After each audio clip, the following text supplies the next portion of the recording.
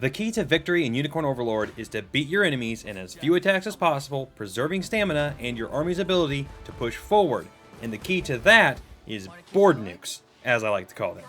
Attacks that hit every enemy in a unit early, hard, and multiple times. These 3 units I'm about to show you have these attacks and will wipe out very nearly every single enemy unit they come across in just one battle. Whether you are playing on True Zenoiran or any other difficulty, these units will be the last ones you will ever need. Let's take a look. Starting with the least powerful of these, let's take a look at Rhaenys' unit. This unit is built around Hilda and the Dragoon's War Spear, which gives her the Dragoon Dive attack. This will hit all enemies with a plus 50 potency against anything that isn't flying. Now, this alone is great, but let's buff it. So in order to make sure we hit the enemy early, I've equipped Hilda with a Celestial Talisman, which you get at the end of the Bastorius Liberation. This allows Hilda to use Hasten Charge at the start of a battle, meaning that her Dragoon Dive is ready to go immediately on her first turn. Of course, Hasten Charge requires 4 passive points, and the Celestial Talisman takes 1 active point away, hence the addition of the 2 pendants here on Hilda. Now that Hilda is ready to go on turn 1, we just need to get her turn to come around quicker. And to do that, we will need Rhaenys. Rhaenys with the Raven Plume has an initiative of 50, which will beat just about every unit you'll ever come across. As soon as she goes, she will use Photon Arrow, which is great, hitting 2 targets, reducing their defense, and inflicting passive seal if it is daytime. However, what we're really looking for here is her Tailwind ability, which will go off right after using Photon Arrow. This will buff the back row's initiative by 10, but flying units get double that with 20. This then buffs Hilda to where she will go next and immediately use Dragoon Dive. So she's going early now, but what about hitting hard? That's where Amalia comes in. She is equipped with a Dancer's Bracelet, which will buff Hilda's attack by 30% with Powerful Call. Now this character can be anyone, it doesn't have to be Amalia if you don't have her yet, as long as they have the Dancer's Bracelet and can use Powerful Call. So now we have Hilda hitting with a 30% damage boost, a plus 50 potency on ground-based targets, and she's going before the enemies even get a chance to act. The Dragoon Dive will wipe out nearly everything that isn't flying. However, flying units may very well survive the attack, though they will take some damage. So then it's up to the rest of the unit to clean up whatever is left after Dragoon Dive goes off. Oclise and Rhaenys are both good at being dodge tanks when equipped with Silk and Royal Scarves and can prevent most damage to the team, while Rosalinda with her Sylphic Wind and Amalia with Penetrate can probably mop up anything still standing. Then, as a quick backup to the backups, Rosalinda has enough action points with the Ruby Pendant and Elemental Impetus to use Elemental Roar at the end of the battle, just in case somehow there is still an enemy left. So this first unit is very strong, but its one problem, and why it's the weakest of these builds, is because Dragoon Dive only hits once. The other builds we're about to see actually hit multiple times with their board attacks, making them do significantly more damage. However, since this unit is led by a flyer who can also perform range assists, the unit has a lot of utility on the battlefield and can be a great flanking unit to get behind enemy lines to take out towers, or even to take capture points. Now, this is obviously the late game version of this unit. However, you actually get Hilda and the Dragoon War Spear in Drakkenheim, meaning you can build an early to mid game build of this unit. Earlier in the game, it isn't as crucial that the board attack goes off early, so long as you protect Hilda well enough so that the lack of late game hasting items isn't too big of a deal. And the Dancer's Bracelet is actually available in Palavia Town on the starting island, so you can still get the damage buff in the early to mid game as well. This next unit is crazy powerful and crazy fun to use. In Gloucester's unit here, Unifi is the star with her Glacial Rain attack. It attacks all enemies for a physical potency of 60 3 times and inflicts freeze. But how do we make it better? Well, to use it early, we have Unifi decked out with plumes to increase her initiative to a whopping 60. Then we have Travis equipped with the Black Cat Ear Hood for quick impetus, allowing Unifi to go immediately after charging Glacial Rain and then fire it off. Then for a damage buff, Govel uses Inspiration via the Gambler's Coin to give Unifi an additional 30% attack power and a 50% increase to critical damage at the cost of minus 50 accuracy. However, Unifi's Eagle Eye passive will cancel the accuracy debuff by giving her True Strike. All this combined with Unifi's high critical rate boosted by the Lucky Coin means that this attack is absolutely devastating when it goes off. This attack alone will wipe out almost every enemy unit, even those at higher levels than your own.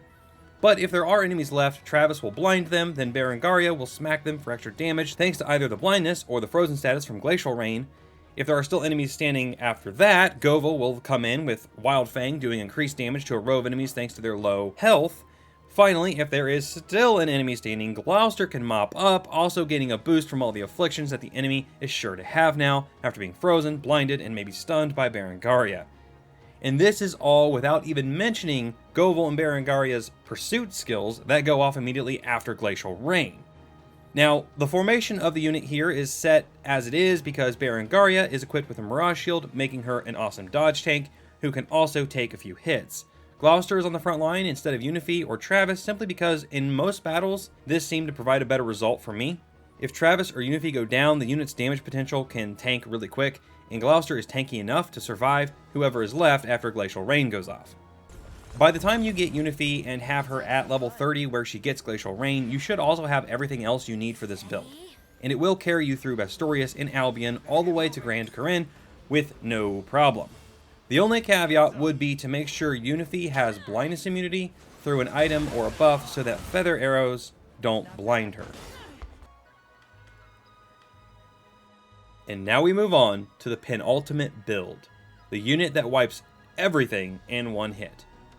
In Rolf's unit, we have Yana equipped with the Millennium Scepter, which gives her the Trinity Rain attack, which hits all enemies with 100 magic potency 3 times. So, how do we buff it?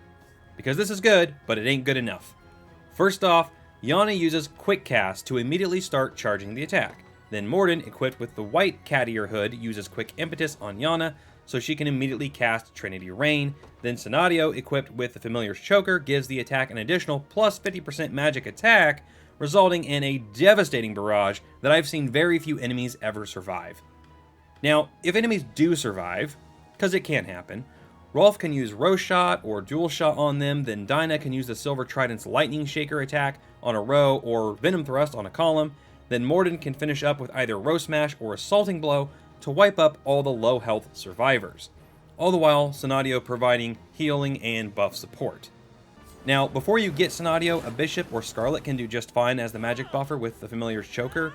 Most of the time, the Trinity Rain will wipe the enemy unit and you won't have to worry about your healer getting hit, though you could also buff them with evasion boosting items to make them into evade tanks. If you want to do this, Scarlet is definitely the better choice as she already has a decently high base evasion stat. The great part about this unit though, is that there is a very easy, much earlier game version that you can build. So to do this, we'll assume that we only have 4 characters in the unit. Just take out the healer and replace Dinah with another dodge tank like Travis or Gamel. Then switch up Yana's tactics to use Magic Conferral on Rolf. Have Morden use Quick Impetus on Rolf, then just make sure Rolf is equipped with the Trapper's Bow that you get from Boryat Citadel in Elheim. This gives him the Arrow Rain attack, and with his initiative buffed a bit, he can often go first, getting the magic buff from Yana and then Quick Impetus from Morden. Arrow Rain isn't as strong as Trinity Rain, but can still devastate in the mid game and is a great build to add to the Dragoon Dive build you would be able to build at this point too. Now, if you don't have either of the cat ear hoods yet, you can still use this build without the Quick Impetus skill. You'll just need to make sure you have some survivability built into the unit, and that is what the dodge tank is for. In fact, if you're using a rogue like Travis, he'll have the Shadow Bite skill, which can blind enemies, which really adds to this unit's survivability. These 3 units will carry you through the late game, even on True Zenoiron difficulty, with no problem. The only caveat is that Were Owls will cancel your Quick Impetus buffs and Yana's Quick Cast buff, which is why these units have strong compositions outside of the board attackers, allowing them to survive if the board attacks are delayed. Sorcerers can sometimes throw a wrench in the works too if they use Quick Cast and then use Ice Coffin on your nuke attacker. Having Rhaenys in a unit though negates this, because she blinds the sorcerers right before they fire. These are 2 very situational things that can come up, but small adjustments can make these situations no problem as well. Hopefully, these builds inspire you to create some OP builds of your own, and if you've already built some, let me know in the comments what awesome things you've come up with. Need more Unicorn Overlord? You can watch this video right here, like, subscribe, all that YouTube stuff, and thank you so much for watching, have a great day, and keep on gaming.